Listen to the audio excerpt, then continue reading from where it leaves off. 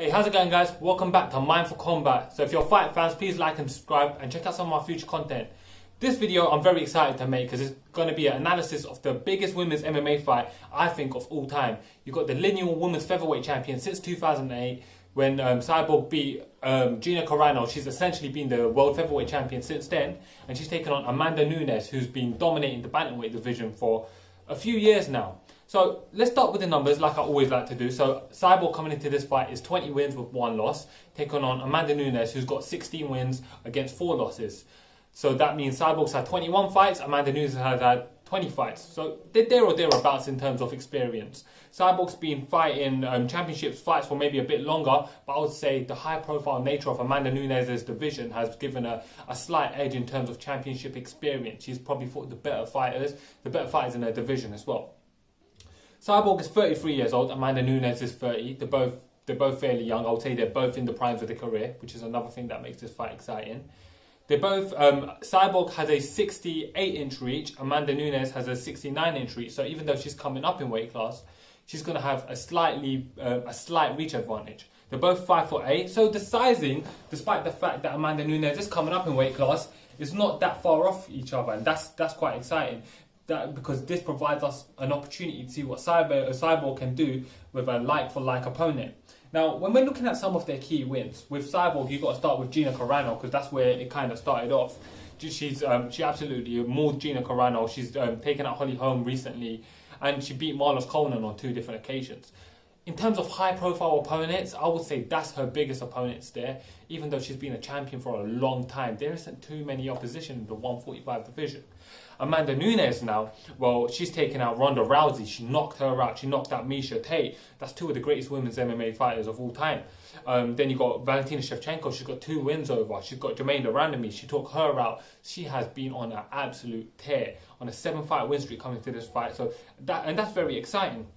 Some of the things that I'm going to consider coming into this fight is Cyborg's strength. Cyborg's going to be much stronger than Amanda Nunes, and it's not very often that people are stronger than Amanda Nunes. There's a reason why she's felt like she needed 9 months to get ready for this fight, and I think like she recognizes that she needed to put on some size and strength. So it's going to be interesting to see where that plays out. In terms of power striking, they both got exceptional power striking.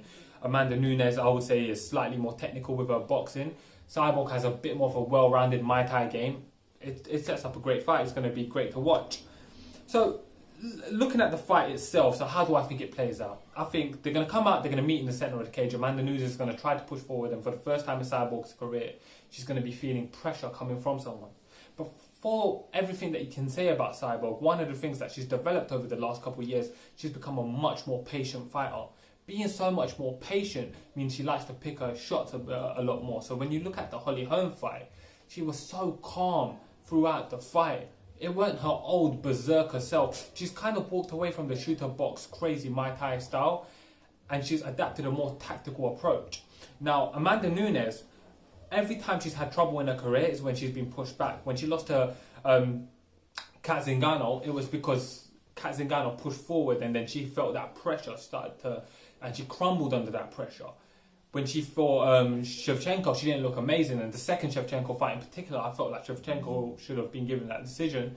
It was because Shevchenko's best moments was when she came forward. She's going to have problems here because Cyborg's going to be coming forward the entire fight. I don't feel like Cyborg. I think Cyborg, the aura of invincibility she has around her, her confidence, she believes in herself. So coming into this fight, she is going to be very, very confident that she can handle what Nunes has. I think the fight's going to be very competitive early. I feel like we're going to see a competitive fight. I feel like Amanda Nunes is going to land her shots, but then Cyborg's going to start to take over. And what I'm predicting is that we're going to get a 4th round TKO. Cyborg going to finish Amanda Nunes. That's how I see it going. So guys, let me know what you guys think in the comments. Please subscribe to my channel and like the video. And I'll see you guys next time. Thank you guys. Mindful Combat.